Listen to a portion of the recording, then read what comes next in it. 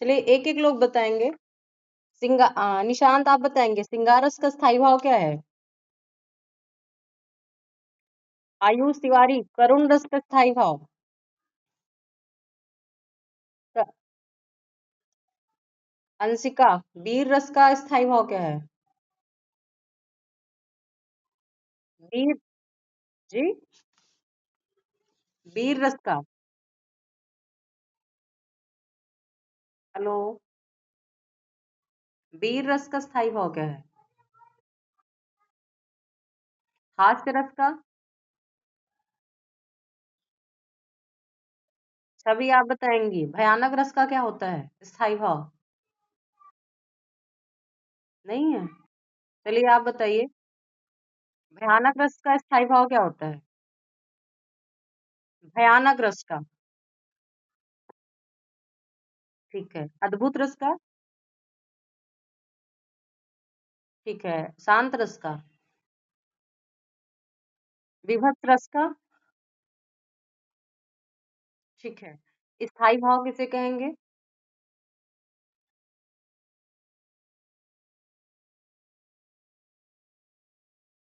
जो भाव हमारे मन में स्थायी रूप से विद्यमान रहता है और जब अवसर मिल जाता है और वो सामने आ जाता है उसे हम कहेंगे स्थायी भाव ना। क्योंकि ऐसा नहीं डायरेक्टली आंसू गिर जाते हैं, परिस्थिति आती है ना, कुछ देख करके जैसे कुछ परिस्थिति आती, दुख वाला सीन कहीं दिखता अपने आप आंसू निकलने लगते हैं, कष्ट प्रकट हो जाता है, कहने का मतलब दुख करुण ना, करुण उत्पन्न हो जाता है। ऐसा नहीं है कि पहले हमेशा आप में करुणा ही भरी होती है या हमेशा आप में रति ही भरी होती है, कुछ ना, मतलब कहने का तात्पर्य ये है कि हमेशा सारा रस विद्यमान नहीं रहता है। पहले स्थायी भाव आप में व्याप्त रहता है, जब परिस्थिति आती है परिस्थिति के अनुसार क्या कहते हैं वो रस सामने अपने आप बाहर आ जाता है। ठीक है। आपके सिलेबस में दो ही रस था, करुण रस और हास्य रस। कहने का मतलब है किसी का दुख, शोक, पीड़ा और कष्ट को जब हम देखते हैं, अनुभूति करते हैं, कहने का मतलब वही हमारा आपका करुण रस है। करुण रस का स्थायी भाव शोक है। कुछ आप लोगों ने बहुत अच्छा अच्छा उदाहरण कल दिया था ना। और अन्य उदाहरण भी हो सकते हैं, जैसे पिता की मृत्यु से क्या हुआ, राम जी अत्यंत दुखी हो गए, कहने का तात्पर्य है कि ये तो करुण रस है ही है। और दूसरा जो वर्णन किए थे कि जो उनकी श्रवण जी की स्टोरी बताए थे, श्रवण जी की माँ है, श्लोक नहीं याद आ रहा है हमको, थोड़ा सा कोई बताएंगे?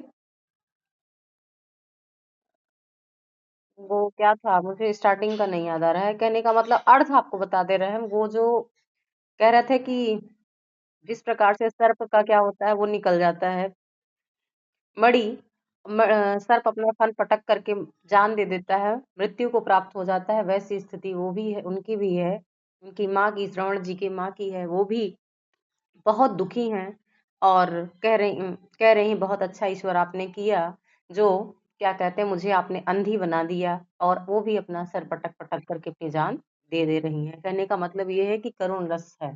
हास्य रस का उदाहरण बताए थे बिंद के ठीक है। हास्य रस देखेंगे, कह रहे हैं कि हंसी, विनोद और मनोरंजन की भावना से जो उत्पन्न रस होता है उसी को हम हास्य रस कहते हैं।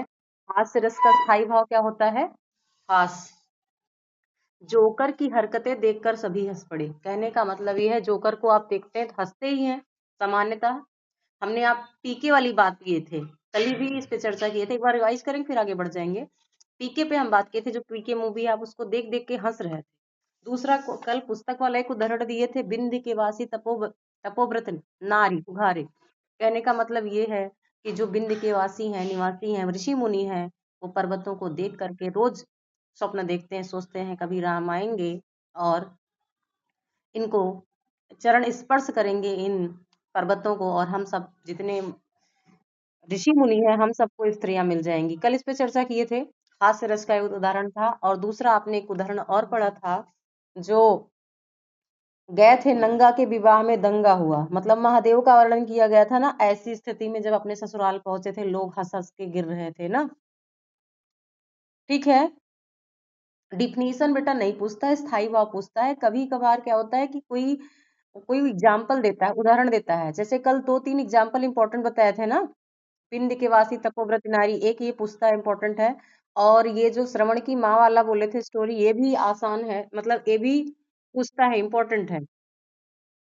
ठीक है, ये भी पूछता है। फिर आगे चलें, आज हम चर्चा करेंगे छंद पे। ठीक है, पिछला रिवाइज करने के लिए हमने कहा एक बार आपको बता दूं। कोई किसी को दिक्कत तो नहीं है इसमें? अब रस में कुछ निशांत आपने भेजा था, क्या बोलते हैं उसको, हाँ, होमवर्क जो दिए थे, निशांत भेजे थे, काफी अच्छा किए थे, अंशिका भेजी थी। वर्षिता आपका नहीं आ रहा है। आयुष आप टाइम से लाइन पे नहीं उस पे नहीं आ रहे हैं, ग्रुप पे ही। चलिए, कोई बात नहीं, बट होमवर्क भेजते रहिए। हेलो, चलिए आगे चले। रस से कुछ पूछना है किसी को? रस से कुछ पूछना है आपको किसी को? कोई क्वेश्चन हो बोलिए, नहीं तो आगे चले।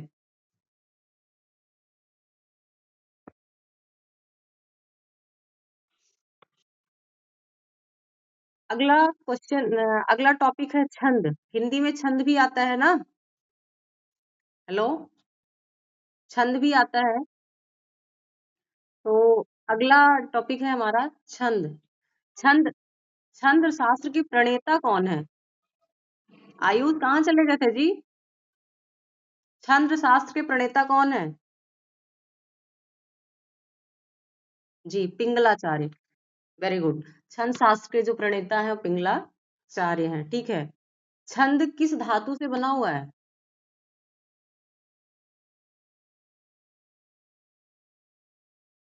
ये नहीं पता, ठीक है। कहने का मतलब है कि जो छंद है वो पिंगलाचार्य जी ने लिखा है, मतलब प्रणेता हैं छंद के। और छंद शब्द चद धातु से बना है, जिसका अर्थ क्या होता है? आह्लादित करना, ना, प्रसन्न करना या बांधना। कहने का तात्पर्य ये है कि नियमबद्ध होता है छंद। जहां नहीं मन कर गया आप चलते रहेंगे, जहां पे आप मन कहा रुक गए, ऐसा नहीं होता है, नहीं तो अर्थ का क्या होता है? अनर्थ हो जाता है ना। ठीक है, कहने का मतलब जो ये छंद है, यह अक्षरों और मात्राओं की विशेष व्यवस्था है, जो कविता में कभी लय के रूप में, कभी गति, विराम, तुक इत्यादि का ध्यान रखती है, जिससे काव्य काव्य की सुंदरता में क्या होती है? मधुरता आ जाती है। कहने का मतलब कि छंद के माध्यम से क्या होता है? काव्य जो है बहुत अच्छा सुंदर लगने लगता है। कहने का तात्पर्य ये है।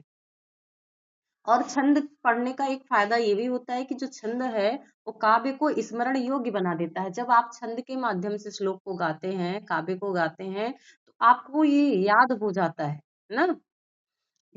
और जो छंद है उसमें बहुत सारी नियम है, जैसे कहीं समानता यति होती है, थोड़ा सा रुकते हैं, कभी गति है, कभी लय से आप गाते हैं, करें, ये पद्य का एक रूप होता है, इसे हम कहते हैं छंद।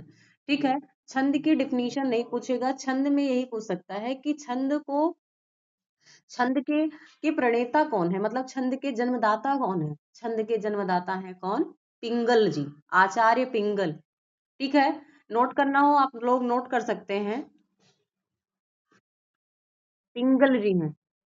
ठीक है, और छंद के मुख्य प्रकार कौन कौन से छंद है सिलेबस में?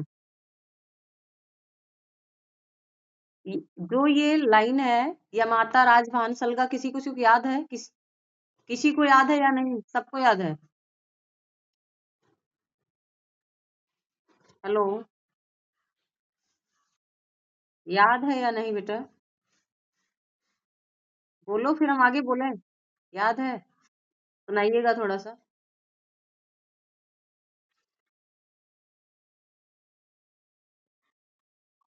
जी, एक सूत्र है ना छंद का, यमाता राजभान सलगा, ना।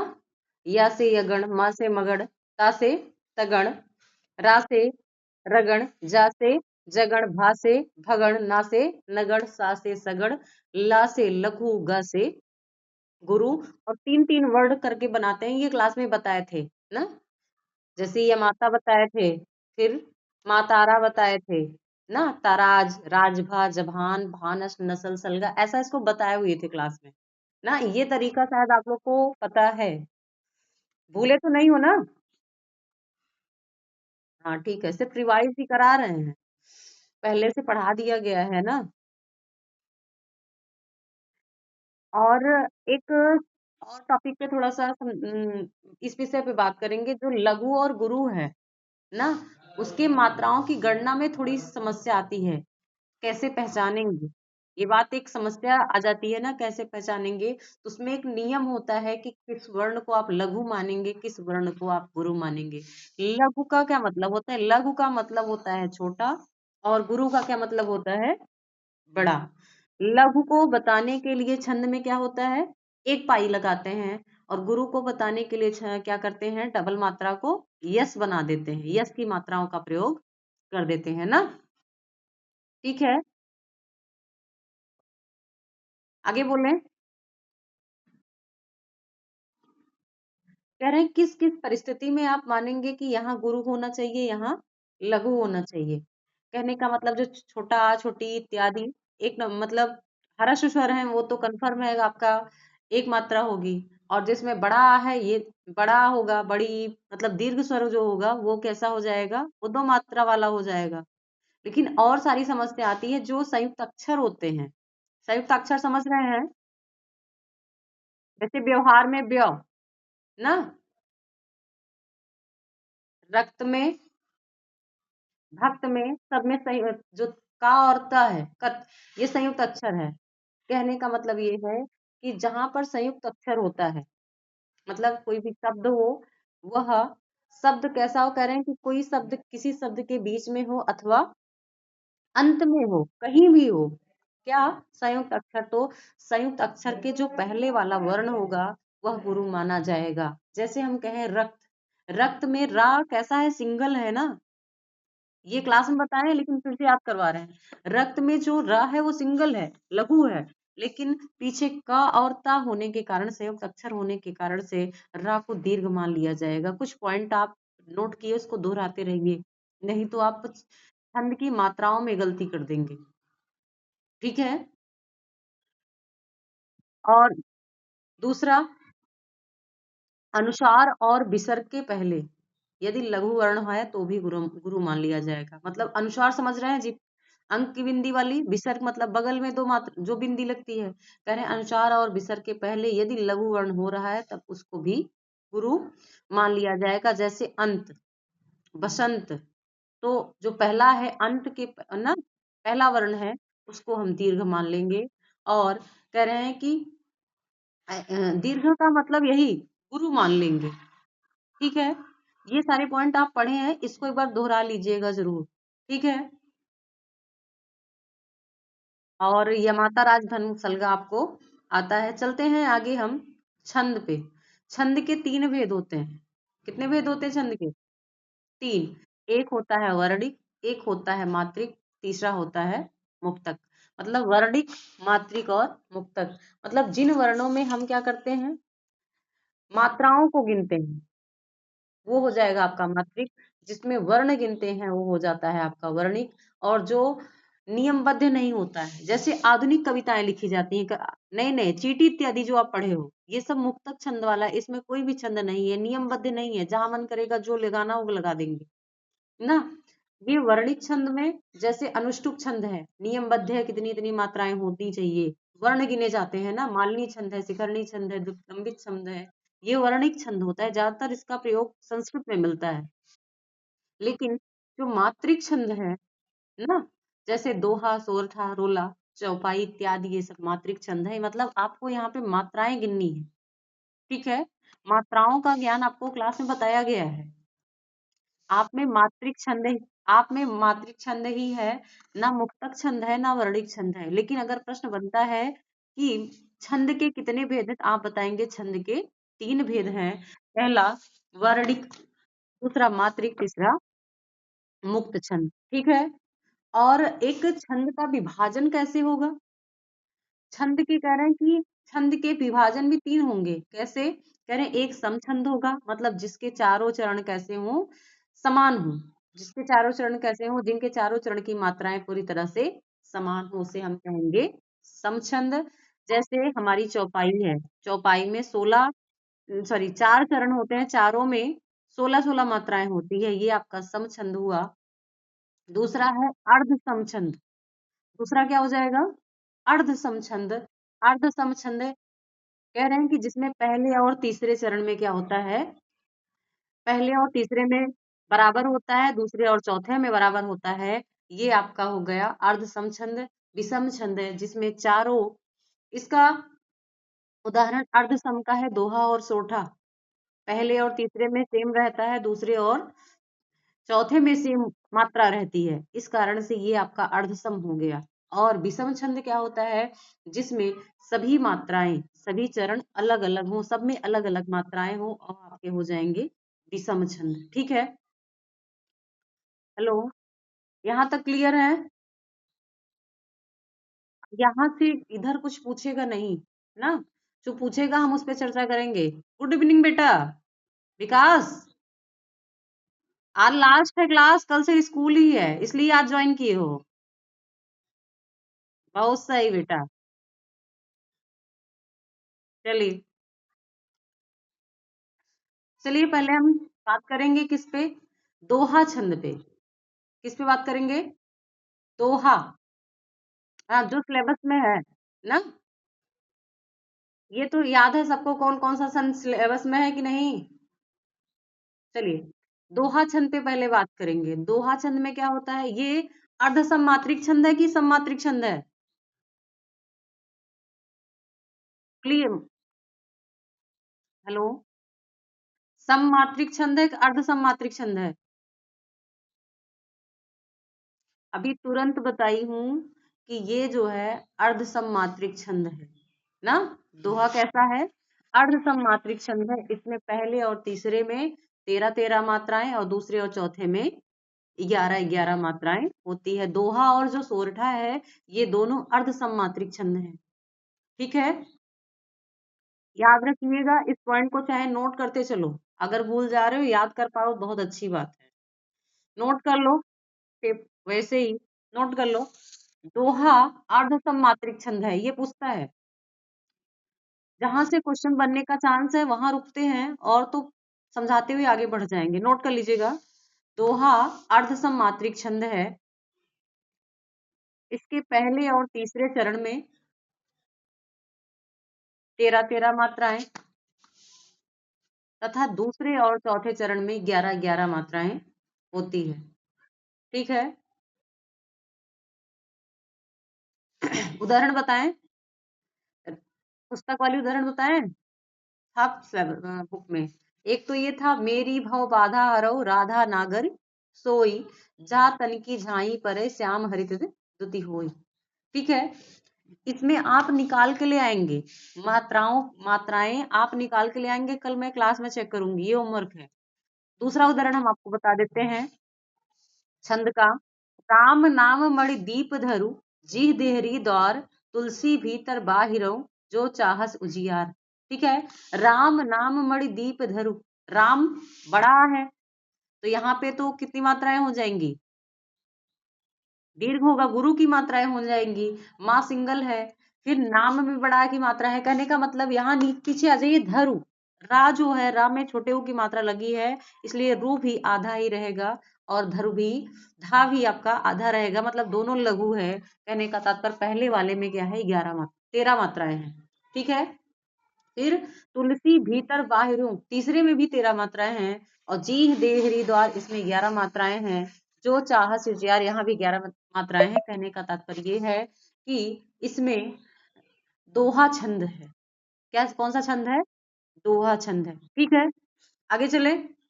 जो ये वाला है, ये होमवर्क में आप लिख के ले आएंगे, मेरी भव बाधा हरो। ये आपके सिलेबस में भी है, बिहारी जी वाला।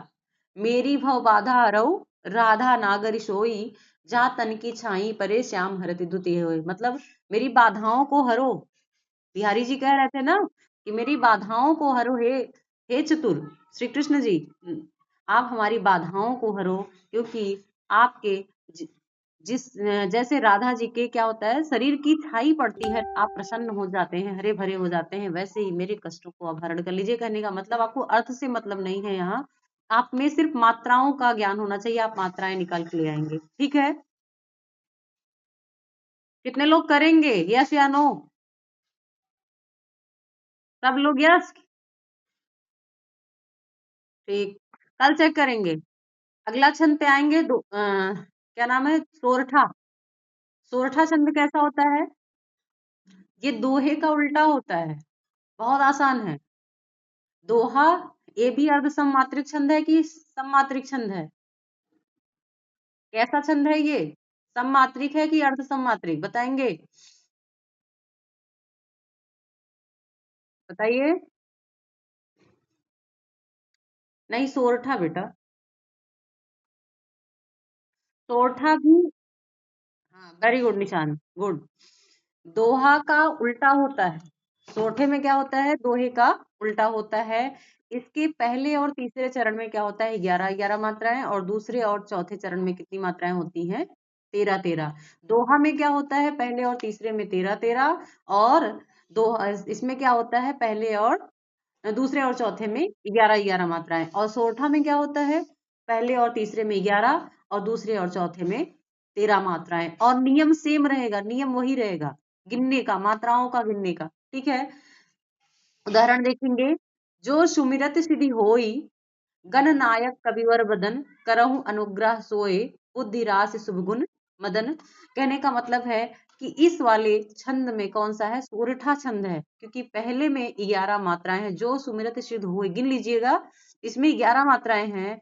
और गणनायक करि करिवर बदन, इसमें 13 मात्राएं हैं। और फिर करहु अनुग्रह सो, इसमें 11 मात्राएं हैं, और लास्ट में फिर 13 मात्राएं हैं। कहने का तात्पर्य 11 और 13 है पहले और तीसरे में। कैसी मात्राएं हैं? 11-11, दूसरे और चौथे में 13-13 मात्राएं हैं। इसलिए स्पष्ट होता है कि यह सोरठा छंद है। ठीक है, आगे चले सबसे आसान वाले में। चौपाई। चौपाई भी है सिलेबस में ना, चौपाई छंद। हेलो, चौपाई छंद, यह सममात्रिक छंद है। इस पे बात किए थे ना। हेलो, सममात्रिक, ये सममात्रिक छंद है ना। हाँ, तो सममात्रिक छंद में क्या होता है? समस्त मात्राएं, मतलब जो भी चरण होता है, उस चरण के समस्त जो मात्राएं होती हैं वह सब बराबर होती हैं, समान होती हैं, कहने का मतलब। और चौपाई में 4 चरण होते हैं। चारों में कैसे होती है मात्राएं? 16-16 मात्राएं होती हैं ना।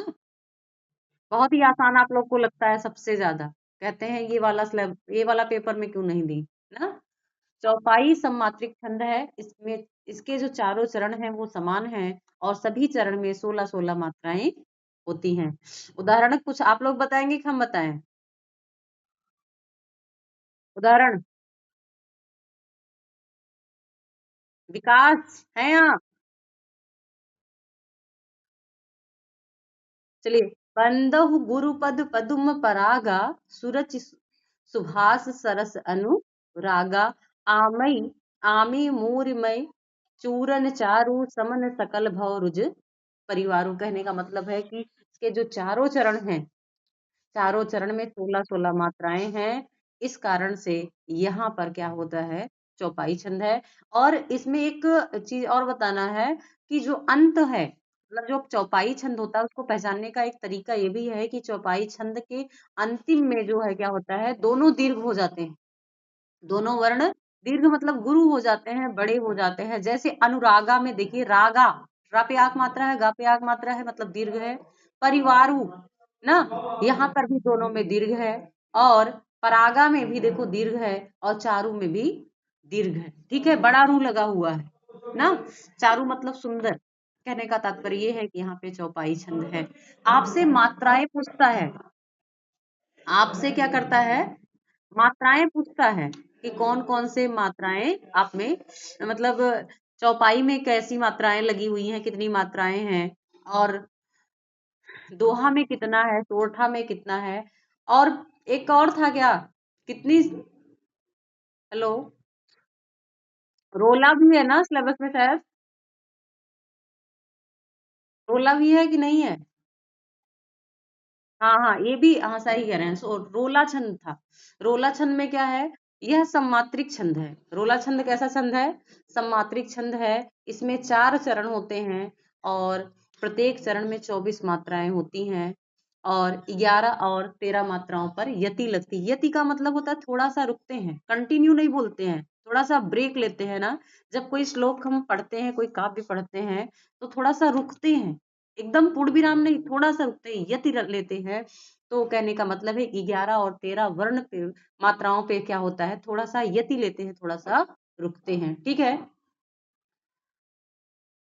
उदाहरण है को पापी पंच पंच पंचत्व प्राप्त मुनि जनमान धावती। ये वाला बहुत अच्छे से हमको श्लोक नहीं याद आ रहा है, ऐसा कोई श्लोक है इसमें। ठीक है। कहने का तात्पर्य यहाँ है कि यहाँ पर भी तो कितनी मात्राएं हैं, 24 मात्राएं हैं। रोला में ये पूछता है ना कि रोला में कितनी मात्राएं होती हैं, ये सममात्रिक छंद है कि अर्ध सममात्रिक छंद है। तो रोला भी सममात्रिक छंद है, मतलब आपके सिलेबस में 4 छंद है जिसमें से 2 अर्ध सममात्रिक छंद है, 2 सममात्रिक छंद है। लिख लीजिए इसको, कुछ पॉइंट आप लोग नोट कर लीजिए फटाफट।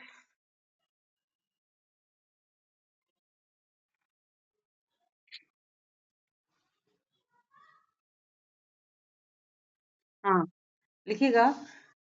दोहा और सोरठा, दोहा और सोरठा, दोहा और सोरठा अर्ध सममात्रिक छंद है, अर्ध सममात्रिक छंद है। जबकि जबकि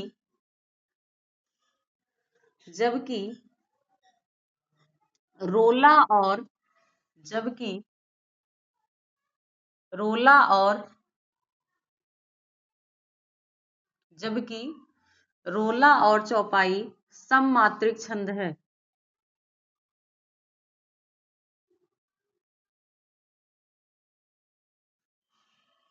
हो गया बेटा। रोला और चौपाई सममात्रिक छंद है। एक एक पॉइंट में लिखते रहेंगे, जैसे याद कर मतलब पढ़ के जाएंगे तो परीक्षा में कर सकते हैं, ऐसी पॉइंट को नोट कराते हैं। और जो भी जितना दिन से ऑनलाइन पढ़ा रहे हैं, जो पॉइंट नोट करवा रहे हैं उसको एग्जाम के पहले पढ़ लीजिएगा, चाहे प्री बोर्ड आप दे रहे हैं, चाहे आप दे रहे हैं क्या बोलते हैं स्कूल वाला, ना कुछ भी आपको पढ़ना ही है, क्योंकि यहाँ इंपॉर्टेंट चीजें ही बता रहे हैं, रिवाइज ही करा रहे हैं ना। तो ऐसी पॉइंट नोट करवाते हैं जो आप पढ़ करके एग्जाम को मतलब एग्जाम में आप क्वेश्चन को हल कर पाए, सॉल्व कर ले। एमसीक्यू में पूछता ही है। लिखिएगा।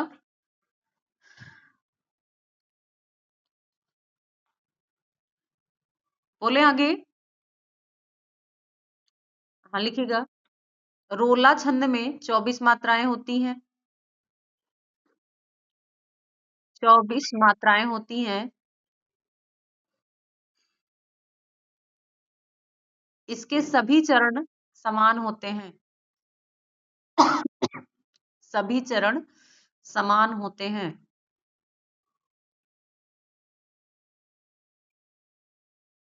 सभी चरण समान होते हैं।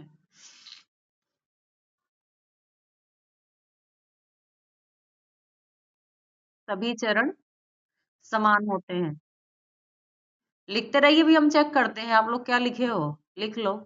हम बोल ले फिर आप लोगों से पूछे।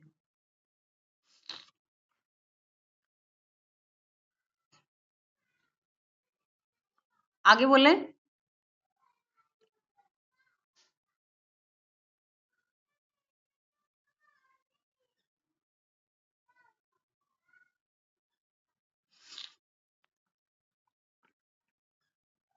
लिखिएगा चौपाई, चौपाई।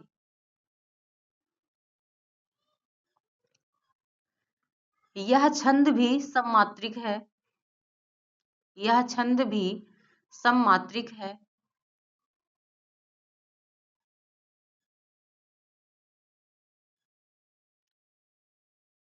सममात्रिक है। इसके चारों चरण में, इसके चारों चरण में, इसके चारों चरण में 16-16 मात्राएं होती हैं। चारों चरण में 16 मात्राएं होती हैं।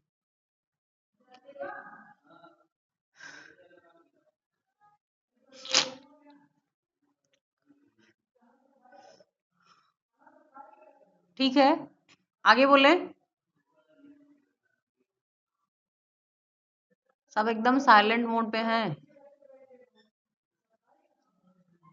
चलिए, दोहा और सोरठा।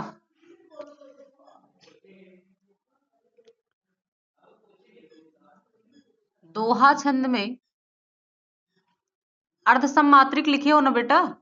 दोहा तो लिखे हो पहले से कि दोहा छंद अर्धसमात्रिक है, लिखे हो ना? दोहा अर्धसमात्रिक छंद है, अर्धसमात्रिक छंद है।